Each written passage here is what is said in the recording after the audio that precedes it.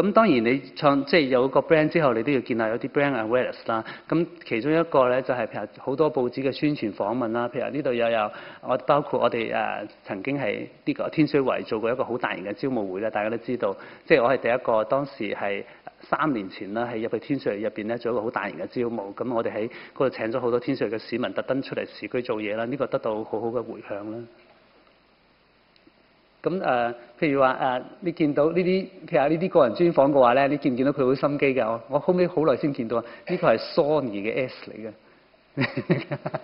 見唔見到啊？收埋咗喺入邊，即係其實呢啲咧，即係軟性嘅廣告啦。咁當然可以幫公司嘅品牌增值啦。因為平時你知做廣告好貴㗎啦，即係唔係個公司有咁多 budget 嗰陣時咧，你考慮即係譬如話做多啲個人嘅專訪。不過咧，同時咧幫公司宣傳緊啦。你見到無時無刻咧，我手掣啊、PS 啊、Sony 啊，即係基本上好似個公司。但係我哋仲有我哋嘅 software 啦，我哋啲新 game 啦，即係無時無刻都見到公司啲宣傳咯。咁呢個咧其實都係我諗對公司嚟講都係一個即係好好嘅宣傳啦，對於我哋嘅產品。咁好多品牌咧，大家都知即係有 second line 嘅係嘛？即係譬如話 Armani Exchange 啦，就係 Armani 嘅 second line 啦嚇，D&G 就係 Dolce & Gabbana 嘅 second line 嚟嘅。咁我 second line 其實都係同我之前做嗰啲 CSR， 即係嗰啲社區服務活動咧係有關嘅。譬如我 second line， 我主要係做一啲旅遊嘅作家啦，我要寫開旅遊啦。咁我都去 promote 去一啲窮嘅國家旅遊嘅。譬如話呢篇文就係寫呢個老撾啦，即係寮國啦，一個亞洲差唔多最窮嘅國家。咁點解我會咁做咧？其實都係自己興趣嚟嘅。第一，我自己好中意去旅遊啦。咁第二，我好中意寫嘢嘅。咁我覺得即係如果我將呢啲窮國家可以介紹俾香港嘅讀者咧，等佢哋去呢啲窮嘅地方旅行嘅話咧，其實係幫到當地人嘅生活嘅。所以其實我就即係喺我啲作文入邊啦，大部分我都係介紹啲比較偏遠嘅、比較窮嘅國家咯。呢個就係我即係公餘時間嘅一個 second line 做嘅嘢啦。咁點樣跨媒跨界咧？就譬如我有出咗本旅遊書啦，大家唔知有冇聽過啦？就叫足足5000年啦。我啱啱出咗本旅遊書，就介紹咗18個國家嘅呢個風土人情嘅。咁亦都有一啲，譬如話我喺電台嗰度有做一啲旅遊節目啦。不過一陣間嗰個嘉賓仲勁啊，佢會講多啲電台嗰啲嘢，我相信。咁譬如我有寫 blog 啦，亦都有個人嘅網站啦，即係介紹翻我自己旅遊嘅作品啦。大家可以得閒上去睇一睇。咁我可能集中呢度都會講講 social media 啦。大家呢度有冇人玩呢個 Facebook 㗎？有冇人唔玩 Facebook 啊？都唔會啦嚇，即係而家呢個時代，大家知道即係係咯，唔玩 Facebook 好冇 face 㗎嘛，係咪先？咁有冇人玩微博㗎呢度？可唔可以舉手啊？有玩微博？哇！呢啲勁啦，呢啲就係未來嘅 marketer 啦嚇。即係因為微博咧都係即係中國版嘅 Twitter 啦，即係而家好 hit 嘅一個social media 嘅方式啦。咁其實微博其實都係即係升得好快嘅，呢幾個月開始。啱啱飆起嘅一個 platform 啦，咁呢啲 platform 咧就係我想講咧，其實係建立你自己個人品牌咧最好嘅方式嚟嘅，因為喺微博度開 account 使唔使錢㗎？唔使錢㗎嘛，你就需要自己用時間用心機去打理，咁樣就去即係收多啲關注你嘅人翻嚟，即係收多啲關注你嘅人翻嚟咧，就建立你自己嘅影響。譬如話大家知道，譬如話芝芝亮咁樣，梁詠琪佢自己而家喺微博都有60幾萬嘅 fans 喺度啦，關注緊佢啦。咁60幾萬係咩 concept 咧？大家知唔知？譬如話《蘋果日報》一日係幾多份啊？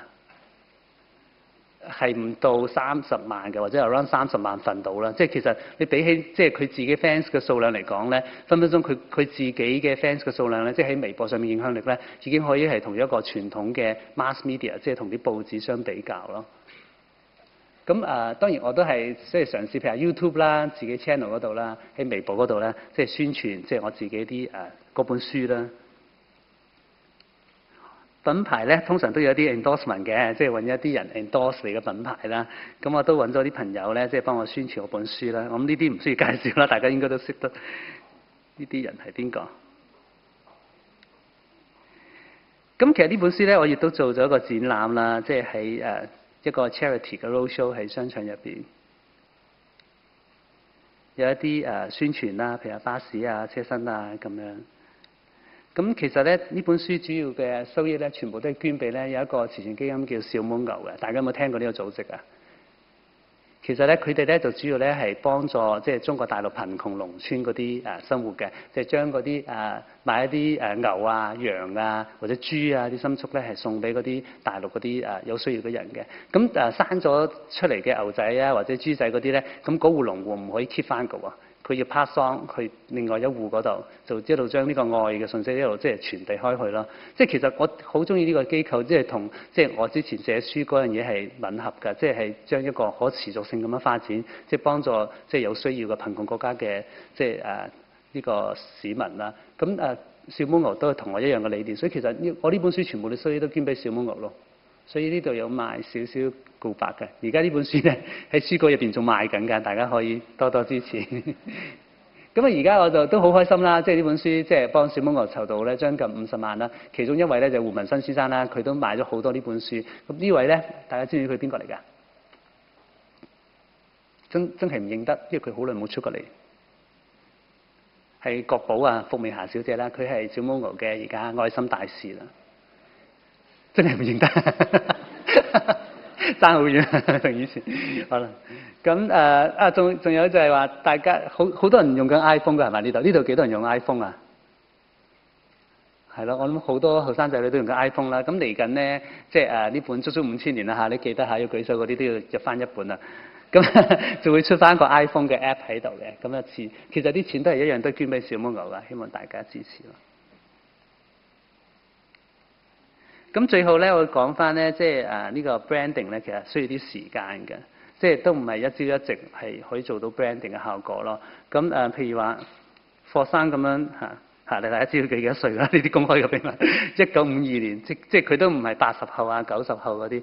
咁當然有啲80後、90後嗰啲，你話有冇啲 personal branding 做到好成功嘅咧？亦都有嘅，好多時都喺度 through 網上嘅平台咯。所以其實網上即係而家即係我相信呢度大部分都係80後啊、90後。係嘛？有冇啲50後嗰啲40後會少啲啦？即係如果後生仔女嘅話咧，其實網上咧的而且確係最容易係建立自己 personal branding 嘅一個平台咯。哇！你見到啲 branding 都好，即係好長時間嘅，即係譬如 LV 係講緊100幾年前㗎啦。我呢個直情寫咗佢嘅年紀喺度啦。咁呢個咧，哇！直情5000年添啦。呢個最耐嘅一個 branding 就係埃及嘅象徵啦嚇。係啊，即係我本書嘅名嚟嘅，其實。係啦，咁就希望大家係咯，呢個係我嘅 Facebook 啦，同埋我嘅 website 啦，大家可以上去睇睇嘅。好，咁我今日講啲嘢就到此為止，多謝大家。